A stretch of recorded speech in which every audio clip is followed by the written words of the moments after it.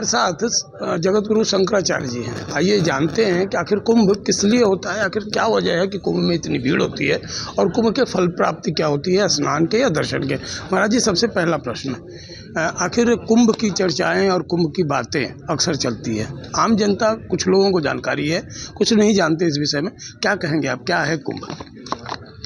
कम जलम उम्भति पूरयति इति कुंभः। संस्कृत भाषा में का माने होता है जल और उम्भ माने होता है भरना। माने कि जो खाली घड़ा है उसको जल परिपूर्ण बना देना, इसी का नाम है कुंभ। कुंभ को ही इसीलिए पूर्ण कुंभ कहा जाता है, माने भरा हुआ घड़ा। तो हमारा जो जीवन है अभी खाली है। कोई भी व्यक्ति है, आप हैं, हम हैं, ये हैं, वो हैं, आप देखिए हम लोगों का अनुभव क्या है। सामान्य रूप से कमी लगती है कि ये होता तो अच्छा होता, ये होता तो अच्छा होता। जो जहाँ है उसको कुछ न कुछ कमी लग रही है। ये जो हमारे जीवन की कमी है, इस कमी को जो दूर कर दे और हमको पूर्ण बना दे, उस पर्व का नाम कुंभ पर्व है। क्या होता है कुंभ में? स्नान के तरीके क्या होने चाहिए, कैसे आदमी को नहाना चाहिए? कुंभ पर्व जब आए, विशेष करके प्रयाग का कुंभ इस समय आ रहा है, तो अमावस्या तिथि आएगी माघ महीने में। उस समय सूर्य और चंद्रमा मकर राशि पर होंगे और गुरु वृष राशि पर होंगे और अमावस्या की तिथि होगी, तो कुंभ नाम का ज्योतिषमय योग बनता है। वो योग इस समय बन रहा है और ये योग ऐसा प्रबल है कि इसमें करोड़ों स्नान करने से जो फल मिलता है वो एक बार के स्नान से मिल जाता है। तो इसलिए इसका बड़ा महत्व मान करके लोग यहाँ पे जाते हैं कि इसी समय जाके नहा लें ताकि करोड़ों स्नान का हमको फल मिल जाए। और वहाँ पर कुछ लोग रहते हैं जिनको 1 महीना रहने से 1 कल्प का वास फल मिल जाता है। तो बहुत बड़ा महात्म्य है और परंपरा इसकी चली आ रही है। लोगों को इसके लाभ हुए हैं, आज भी हो रहा है। स्नान का तरीका क्या होना चाहिए, कैसे स्नान करना चाहिए? स्नान जो है, ये जो घर में हम लोग नहाते हैं ना, शरीर का मैल धोने के लिए, ये अलग तरह का स्नान है। ये शरीर को साफ करने के लिए होता है। लेकिन ये जो पर्व में स्नान होता है, ये असल में मन के मैल को धोने के लिए, दोष पाप जो हमसे जाने अनजाने हो गए हैं इस जन्म में या पूर्व जन्मों में, उन सब को परिमार्जित कर देने, माने धो देने के लिए ये पर्व स्नान होता है। तो पहले तो जिसको पर्व स्नान करना है उसको घर का स्नान करके अपने शरीर का मैल धो लेना चाहिए।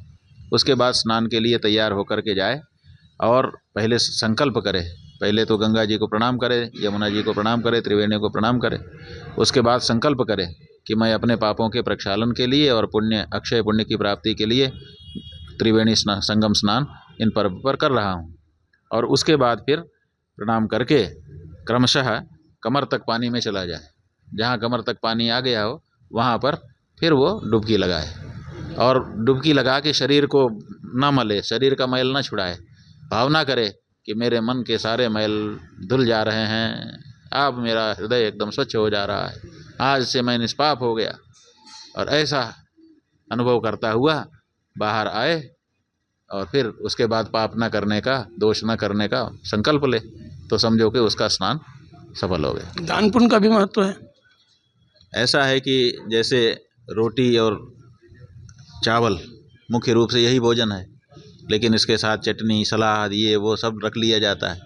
ऐसे ही जो ये आपका स्नान है, इसको और बढ़िया बनाने के लिए तो वहाँ पर दान होता है। उसके बाद वहाँ पर सत्संग होता है, वहाँ पर मंदिरों के दर्शन होते हैं, संतों के दर्शन होते हैं, आशीर्वाद लिया जाता है। अगर ये सब भी करे तो उसमें और बेहतरी आ जाती है। आश्रम की ओर से क्या प्लान है गो माता को लेकर और गो चीज को राष्ट्रीय माता घोषित करने के लिए?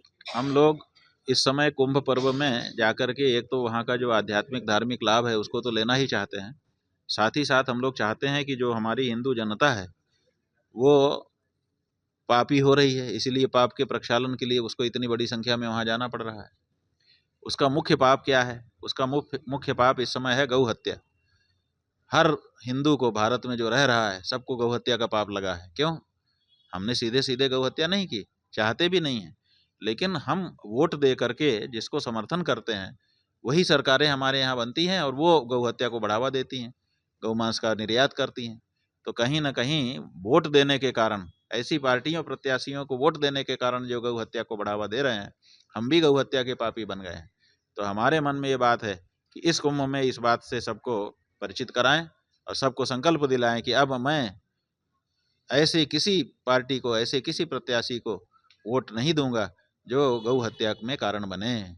जो गौ हत्या रोकने के लिए और गौ माता को माता की प्रतिष्ठा प्रदान करने के लिए स्पष्ट वचन देगा, उसी को हम वोट देंगे। तो ये एक अभियान हम लोगों ने रखा है और साथ ही साथ गौ माता के प्राण और प्रतिष्ठा की रक्षा के लिए एक बहुत बड़ा 324 कुंड का महायज्ञ भी हम गौ प्रतिष्ठा यज्ञ कर रहे हैं।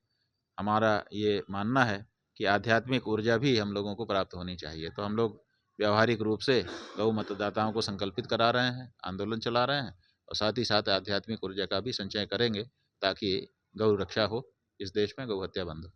शिवांगी सखी बड़ी चर्चा में है, क्या कहेंगे आप? ये कौन है शिवांगी सखी? ये कह रही है कि किन्नर के हाँ शंकराचार्य हाँ हाँ, समझ गए, वो जो किन्नर शंकराचार्य बनने की बात चल रही है। तो हमने इस बारे में अपनी बात कह दी है। एक तो ये कि किन्नर शब्द जो है वो हमारे देवताओं की एक जाति है, एक तरह के देवता हैं किन्नर। तो किन्नर शब्द का प्रयोग नपुंसक के लिए, तृतीय लिंग के लिए नहीं किया जाना चाहिए। और मान लो कोई करता भी है और वही रूढ़ हो गया है कि भाई अब किन्नर के रूप में जानते हैं, तो हम बताना चाहेंगे कि शंकराचार्य दंडी सन्यासी बनते हैं और हमारे यहाँ स्त्री और नपुंसक ये दंडी सन्यासी बन ही नहीं सकते। दंडी सन्यासी बनने के लिए पुरुष होना जरूरी होता है। तो ऐसी स्थिति में जो दंडी सन्यासी बन ही नहीं सकता, वो शंकराचार्य बन नहीं सकता।